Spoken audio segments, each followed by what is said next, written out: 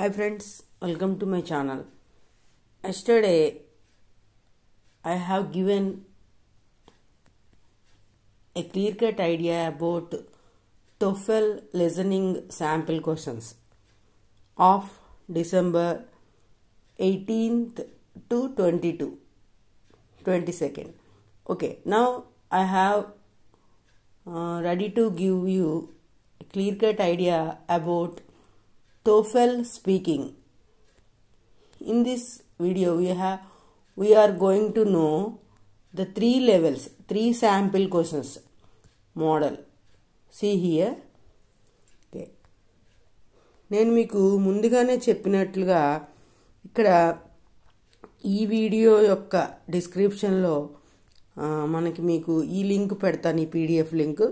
దీన్ని మీరు డౌన్లోడ్ చేసుకుని ఈ ఇన్స్ట్రక్షన్స్ అన్నీ కూడా చక్కగా చదవండి. చదివిన తర్వాత చూసినట్లయితే ఇక్కడ మీకు స్కోరింగ్ రుబ్రిక్ కూడా ఉంటుంది. ఈ రుబ్రిక్ని చూసి మీరు ఏ విధంగా పిల్లవాడిని, ఎవరైతే టెస్ట్ టేకర్ ఉంటారో వాడిని ఏ విధంగా టెస్ట్ చేయాలన్నది ఇక్కడ మీకు వివరంగా చెప్పడం జరిగింది. అయితే ఇక్కడ టోఫెల్కి సంబంధించి primary has speaking component with 6 different question types. కానీ ఈ స్లైడ్లో మీకు ఈ స్పెల్లో మీకు ఒక 3 శాంపిల్ క్వశ్చన్స్ అనేవి ఇవ్వడం జరిగింది. అయితే ఈ డాక్యుమెంట్ని ఎలా యూజ్ చేయాలన్నది ఇక్కడ ఇచ్చారు చూడండి. Each question type is followed by A description of goal of question type, the time duration students are expected to speak for each question type is mentioned in the brackets. అంటే time కూడా వాళ్ళు select చేసి ఇస్తారు. అది question టైప్లో marks, అలాగే time మనం select చేస్తాం. వాళ్ళు ఏ విధంగా ఆన్సర్ చేయాలన్నది మనం రూబ్రిక్ అని చెప్పాను కదా మీకు, ఆ రూబ్రిక్ ద్వారా ఆన్సర్ చేసుకుంటారు.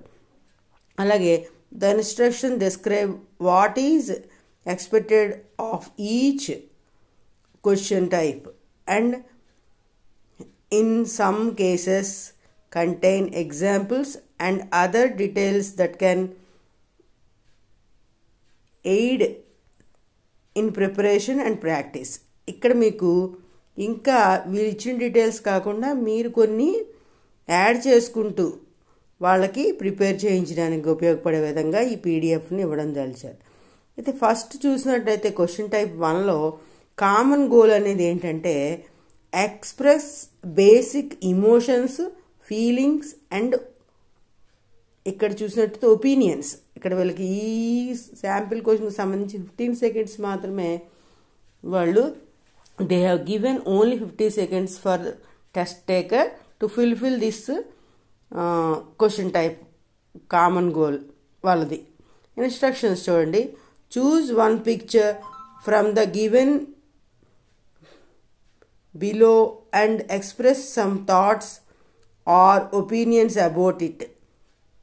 Response time is equal to 15 seconds. Frame simple sentences like I like, I dislike, I like or dislike it because you have to practice them with the answer and also the cause why he she like that, why he she doesn't like that. ఈ రకంగా మీరు వాళ్ళని prepare చేయాలి. ఎందుకు ఇష్టపడుతున్నారు, ఎందుకు ఇష్టపడట్లేదు అన్నదాన్ని మీరు ప్రాక్టీస్ చేయించాలి. ఇక్కడ చూసారంటే ఫస్ట్తో parachuting and another one is skiing, snow drive, అలా ఈ రకంగా ఉంది, స్నో బోర్డింగ్ లైక్ దట్. ఈ రెండింటిని ఏది ఇష్టమో ఏది ఇష్టం లేదు. సపోజ్ విద్యార్థి ఒక student I like parashooting but I don't like seeing because I feel very stress when I skiing ఇలా చెప్తాడు. ఇంకొక అమ్మాయి I like skiing but I don't like parashooting because I have fear of heights. నాకు ఎత్తుకు వెళ్ళాలంటే భయం వేస్తుంది కనుక నేను పారాషూటింగ్ ఇష్టపడట్లేదు. ఈ రకంగా వాళ్ళ యొక్క లేకపోతే I feel fun in skiing, I feel Joy in parashooting, ఇలాగా ఎందుకు లైక్ చేస్తున్నారో ఎందుకు డిస్లైక్ చేస్తున్నారో కూడా చెప్పగలిగేటట్టు కొంచెం వొకాబులరీని మీరు వారికి అందించండి. నెక్స్ట్ చూసినట్టయితే క్వశ్చన్ టైప్ 2 కామన్ గోల్ వచ్చేసరికి గివ్ సింపుల్ డిస్క్రిప్షన్స్. ఇక్కడ గివ్ సింపుల్ డిస్క్రిప్షన్స్ ఇవ్వాలి, వర్ణించగలగాలి. దీనికి 20 seconds ఇచ్చారు.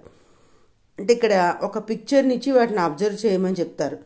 మనం యాపిల్ ఇచ్చి Apple this is an apple, this is in red colour, this is a sweet Apple, ఇలా వాళ్ళు అలాగే చిన్న చిన్న క్లాసుల్లో మనం 1-2 క్లాసెస్లో చిన్న వొకాబులరీని ఎలాగ డెవలప్ చేసామో 3-4-5 క్లాసెస్లో లెవెల్స్ కొద్దిగా డిఫికల్టీ లెవెల్ పెంచుకుంటూ వాళ్ళ చేత మనం ప్రాక్టీస్ చేయించాలి. అదొకసారి చూడండి. Observe the image provided and describe what you see. For example, if you are in a market, you may describe what you see, what people are doing, how they look, color of items and so forth. You may also use prepositions to describe the position of things you see in the image or picture. ఇక్కడ మీరు వాళ్ళు ఇచ్చిన instructions సంబంధించి చాలా సింపుల్గా అక్కడ colour ఉందా, ఏముంది, మెర్సన్స్ ఉన్నారా, థింగ్స్ ఉన్నాయా, అలాగే ఆ పొజిషన్స్ కూడా ఆ ప్రిపోజిషన్స్ యూజ్ చేస్తూ వాటి యొక్క పొజిషన్స్ కూడా మీరు చెప్పగలిగేటట్టు, అంటే ఇన్, ఆన్, టు, అండర్, ఇలాంటి చిన్న ప్రిపోజిషన్స్ కూడా వాడేటట్టుగా మీరు పిల్లల్ని ప్రోత్సహించండి. See the sample questions. Observe the given image for 30 seconds and describe what you see. ఇక్కడ 30 seconds వరకు మీకు అంటే 30 seconds అని పైన 20 secondsలో డిస్క్రిప్షన్ చెప్పాలి. 30 seconds మీకు టైం అనేది ఇవ్వబడుతుంది. ఈ 20 secondsలో చిన్న సెంటెన్సెస్ 3 లేక 4 సెంటెన్స్ అనేవి ఫామ్ చేసి చెప్పండి. ఫర్ ఎగ్జాంపుల్ ఇక్కడ మీరు చూసినట్లయితే here is a picture. In this picture the two are ready to dance. Attractive. The lamp also is there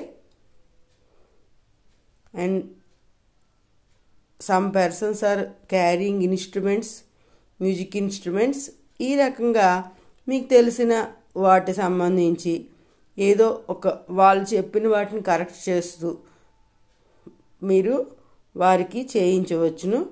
ఈ రకంగా డిస్క్రిప్షన్ అనేది ఉంటుంది. ఇప్పుడు చూసినట్లయితే నెక్స్ట్ క్వశ్చన్ టైప్ 3లో కామన్ గోల్ వచ్చేసి మనకి ఆస్క్ క్వశ్చన్స్. దీనికి 30 seconds అనేవి ఇవ్వబడతాయి. ఇక్కడ ఇచ్చారు చూసారు కదా, కామన్ గోల్ అనేది ask questions only. Instructions, you will be provided with a context and an image. ఒక కాంటెక్స్ట్ కానీ విత్ ఏ కాంటెక్స్ట్ కానీ ఒక ఇమేజ్ని కానీ ఇస్తారు. You are expected to ask 3 or 4 questions about the object in the image. You may use WH question words to frame questions. Yes, WH question words అంటే బిగినింగ్లో మనం question begin with what, when, which, where, how, why, whom, whose, like that. ఇలాగా మనం వాడేటట్టుగా విద్యార్థుల్ని ప్రోత్సహించాలి. ఇక్కడ చూడండి శాంపిల్ క్వశ్చన్స్ మనకి. Observe the image given below and read the hint given, frame 3-4 questions related to the image given. ఇక్కడ